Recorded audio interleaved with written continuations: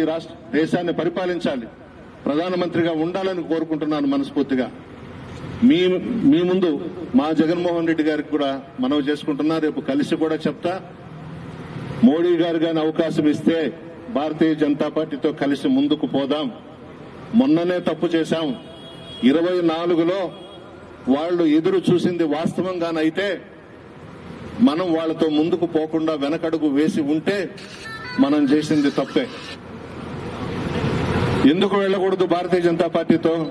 5 సంవత్సరాలు ప్రతి బిల్లుకి సపోర్ట్ చేశాం రాజ్యసభలో, పార్లమెంటులో. మోడీ గారు ఏమడిగితే అది చేశారు జగన్మోహన్ రెడ్డి గారు. ఎలక్షన్స్ వచ్చే తల్లికి దూరం అయిపోయినాం. అటువంటి వాళ్లతో స్నేహం చేయొచ్చు.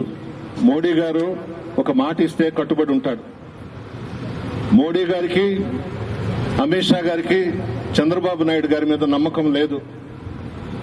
ఇదే చంద్రబాబు నాయుడు మోడీ గారి గురించి, మోడీ గారి భార్య గురించి నిండు శాసనసభలో ఏ విధంగా వ్యంగ్యంగా మాట్లాడాడో అన్ని ఛానల్స్ లో మనం చూశాం.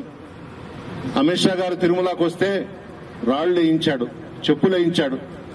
మోడీ గారు గుజరాత్ ముఖ్యమంత్రిగా ఉన్నప్పుడు అక్కడేదో అల్లల్లో జరిగితే మోడీ గారిని ఉరిదీమన్నాడు. హైదరాబాద్ లో అడుగు పెట్టనివ్వనన్నాడు. ఇన్ని చేసినటువంటి వ్యక్తి మీద మోడీ గారికి, అమిత్ షా గారికి అసలు ఇష్టమే లేదు. మనం తోసేసుకున్నాం వాళ్ళని, మనం పక్కకెళ్లిపోయినాం. ఆ సమయంలో పవన్ కళ్యాణ్ గారు ముందుకొచ్చి వాళ్ళిద్దరిని కలిపాడే తప్ప చంద్రబాబు నాయుడు మీద మోడీ గారికి గాని, అమిత్ షా గారికి గాని ప్రేమ అనేదే లేదు. విధి లేని పరిస్థితుల్లో ఆ పార్టీతో కలిసి ముందుకు పోయినారు.